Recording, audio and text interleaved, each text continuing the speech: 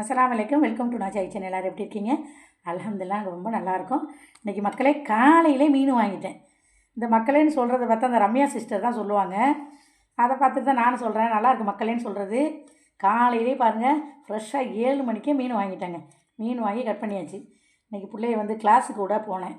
போனதோட சரி ரொம்ப நாளாச்சு மீன் பிடி தடைக்காலம் போட்டிருக்காங்களா, அது முடிஞ்சிட்ருக்கு. முடிஞ்ச உடனே வாங்கிக்கலாம் அப்படின்னு சொல்லிட்டு இருந்துட்டேன் நான். அதனால் இப்போ காலைல போனேன். ஃபோன் அடித்து சொன்னிச்சு மீன் வந்திருக்கு வாண்டு.